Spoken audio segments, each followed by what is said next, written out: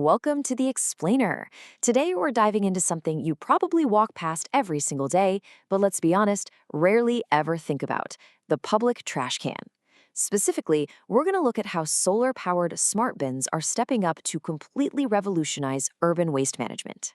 So let's kick things off with a simple question that actually highlights a massive hidden cost in our cities.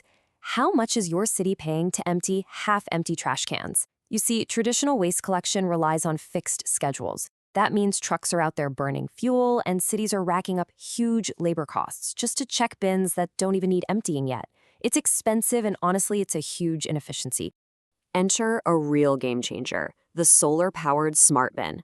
The Big Belly solar-powered trash compactor, which was originally deployed in partnership with Waste Management, is specifically designed to turn public spaces into clean, eco-friendly zones. Instead of your standard open-air barrel that overflows and blows trash everywhere, it's a closed, incredibly intelligent kiosk that manages its own capacity.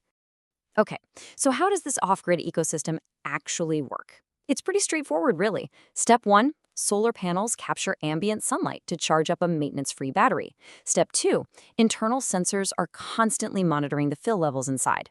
Step 3, an internal compactor physically crushes the waste down.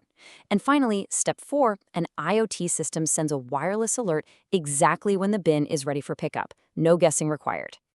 And you know, the rugged engineering inside these things is absolutely fascinating. They use a 30-watt solar panel to power a 1/6 horsepower DC motor.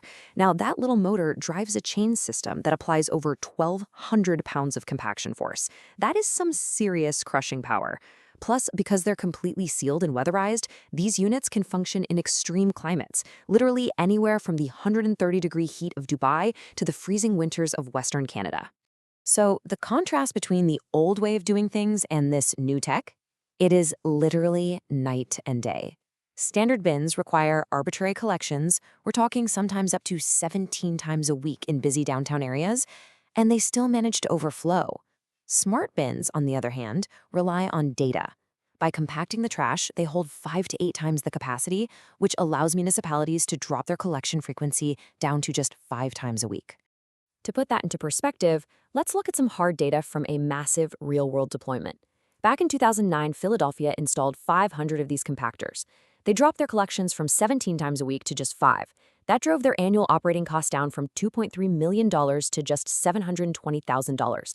That is a staggering 70% savings. Over a 10-year period, they projected a cumulative savings of $13 million. But hey, it's not just about the money, right? Palm Springs, California, projected a 79% reduction in greenhouse gas emissions over 5 years just by switching to these smart compactors.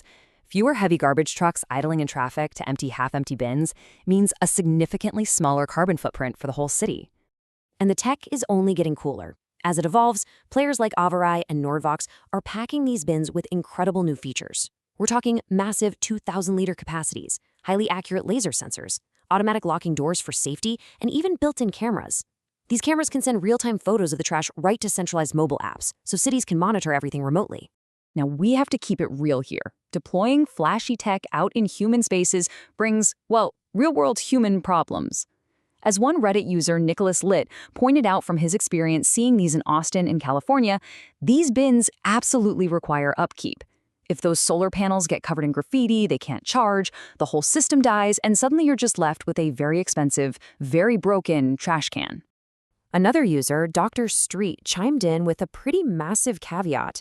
They pointed out that this required maintenance can sometimes completely offset those huge financial savings we talked about. Because these smart bins have smaller openings and rely entirely on compaction, if a battery dies or a motor jams up, they overflow almost immediately. So in areas with dedicated maintenance crews, they thrive. But in a sprawling city with limited resources, they can become a massive headache really fast. Which brings us to our core takeaway for today. The solar smart bin is an undeniably impressive piece of green technology. But it leaves us with a really important final question. Can smart technology truly solve human infrastructure problems if we fail to maintain it? Actually, maybe the true hurdle to building the smart cities of the future isn't inventing the technology itself, but maintaining our human commitment to its upkeep. Definitely something to think about the next time you toss your coffee cup into a public bin. Thanks so much for joining me for this explainer.